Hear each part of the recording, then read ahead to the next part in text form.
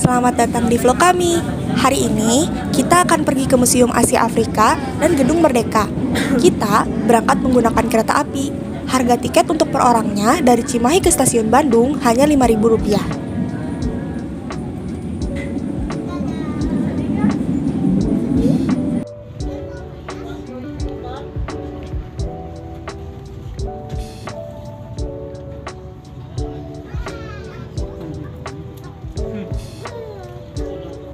Setelah sampai, kita jalan keluar stasiun dulu.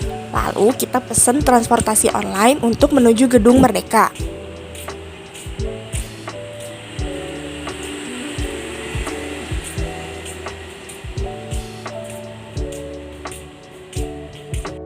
Tapi sayang banget teman-teman, setelah kita sampai ternyata ada pekerjaan pemugaran buat Gedung Merdeka. Jadi kita cuma bisa lihat-lihat depannya aja. Dan ternyata Museum Asia Afrikanya juga full booking teman-teman. Ternyata banyak juga ya yang mau datang ke museum ini. Kita sampai nggak kebagian tiket. Alhasil kita cuma bisa jalan-jalan di depannya aja.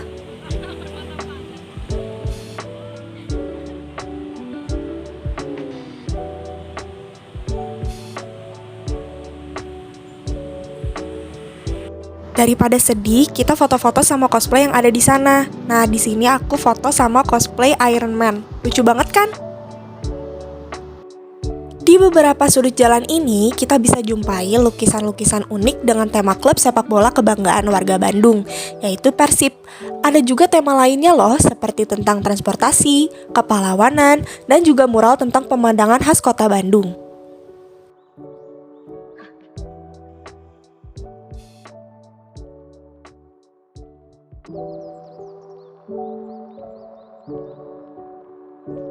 Nah, kita juga dapat menemukan quotes kreatif yang ada di dinding-dinding sepanjang jalan kota Asia Afrika.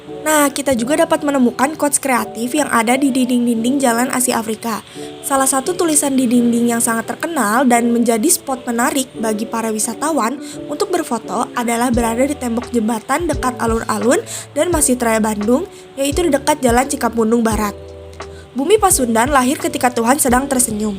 Kutipan ini berasal dari M.A.W. Brouwer, seorang psikologi dan budayawan warga negara Belanda yang lama tinggal di Bandung.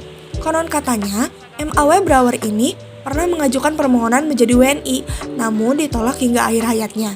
Ada juga tulisan unik lainnya, yaitu, "Dan Bandung, bagiku bukan cuma urusan wilayah belaka, lebih jauh dari itu melibatkan perasaan, dan bersamaku ketika sunyi." Kutipan romantis ini berasal dari Pidi Baik, seorang seniman multitalenta, penulis novel, musisi, dan juga pencipta lagu.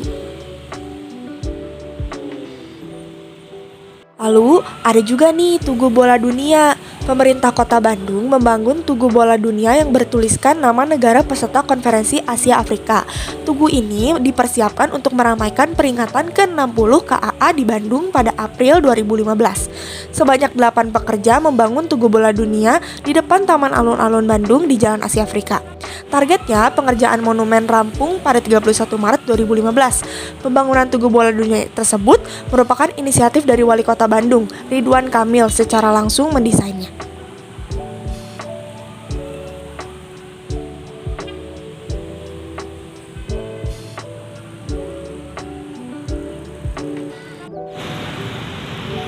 Halo guys, hari ini kita lagi ada di Jalan Asia Afrika. Kalian tahu nggak sejarah Asia Afrika? Konferensi Asia Afrika yang diselenggarakan di Bandung pada tanggal 18 sampai dengan 24 April 1955 mencapai kesuksesan besar, baik dalam mempersatukan sikap dan menyusun pedoman kerjasama di antara bangsa-bangsa Asia Afrika, maupun dalam ikut serta membantu terciptanya ketertiban dan perdamaian dunia. Konferensi ini melahirkan Dasar-Sila Bandung yang kemudian menjadi pedoman bangsa-bangsa terjajah di dunia dalam perjuangan memperoleh kemerdekaannya, dan yang kemudian menjadi prinsip-prinsip dasar dalam usaha memajukan perdamaian dan kerjasama dunia. Kesuksesan konferensi ini tidak hanya tampak pada masa itu, tetapi juga terlihat pada masa sesudahnya, sehingga jiwa dan semangat konferensi Asia Afrika menjadi salah satu faktor penting yang menentukan jalannya sejarah dunia. Untuk mengabadikan konferensi Asia Afrika, maka lahirlah gagasan dia untuk mendirikan Museum Konferensi Asia Afrika di Gedung Merdeka ini. Gagasan tersebut dilontarkan dalam forum rapat panitia peringatan 25 tahun Konferensi Asia Afrika pada 1980 yang dihadiri antara lain Direktur Jenderal Kebudayaan Prof. Dr. Haryati Sobadio sebagai wakil dari Departemen Pendidikan dan Kebudayaan. Ternyata gagasan itu mendapat sambutan baik termasuk dari Presiden Republik Indonesia Soeharto. Gagasan pendirian Museum Konferensi Asia Afrika diwujudkan oleh Job F.S. sebagai Ketua Harian Panitia peringatan 25 tahun Konferensi Asia Afrika dan Direktur Jenderal Protokol dan Konsuler Departemen Luar Negeri. Bekerja sama dengan Departemen Penerangan, Departemen Pendidikan dan Kebudayaan, Pemerintah Daerah Tingkat 1 Provinsi Jawa Barat, dan Universitas Padjadjaran. Perencanaan dan pelaksanaan teknisnya dikerjakan oleh PT Dejenta Bandung. Museum Konferensi Asia Afrika diresmikan berdirinya oleh Presiden Republik Indonesia Soeharto pada tanggal 24 April 1980 sebagai puncak peringatan 25 tahun konferensi. Museum Konferensi Asia Afrika merupakan salah satu museum yang berada di Kota Bandung yang terletak di Jalan Asia Afrika nomor 65. Museum ini merupakan memorabilia konspirasi Asia Afrika. Museum ini memiliki hubungan yang sangat erat dengan Gedung Merdeka. Secara keseluruhan, Gedung Merdeka memiliki dua bangunan utama. Yang pertama disebut Gedung Merdeka, yaitu sebagai tempat sidang utama. Sedangkan yang berada di samping Gedung Merdeka adalah Museum Konspirasi Asia Afrika sebagai tempat memorabilia konspirasi Asia Afrika. Gedung Merdeka di Jalan Asia Afrika Bandung, Indonesia, aksara baku L4777 adalah gedung bersejarah yang pernah digunakan sebagai tempat konferensi tingkat tinggi Asia Afrika tahun 1955. Kini gedung ini digunakan sebagai museum yang memamerkan berbagai benda koleksi dan foto konferensi Asia Afrika yang merupakan cikal bakal gerakan non-blok pertama yang pernah digelar di tahun 1955. Bangunan ini dirancang oleh Van Galenlas dan C.P. Wolf Schoemaker. Keduanya adalah guru besar pada teknis Hogeschool TH Bandung yang kemudian menjadi Institut Teknologi Bandung atau yang disingkat ITB.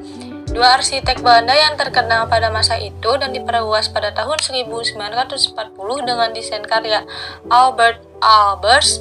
Gedung ini kental dengan nuansa Art Deco dan gedung megah ini terlihat dari lantainya yang terbuat dari marmer buatan Italia yang mengkilap.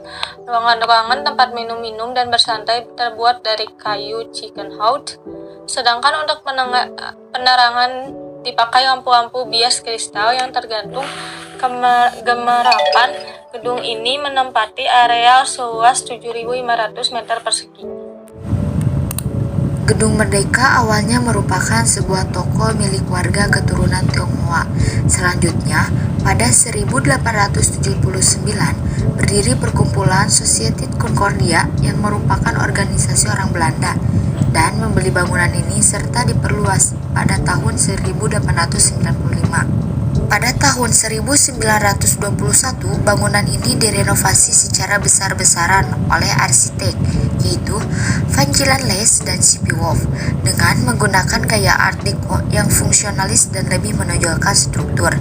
Pada saat itu, gedung ini menjadi gedung pertemuan superklub yang paling mewah, lengkap, eksklusif, dan modern yang bisa menampung 1.200 tamu.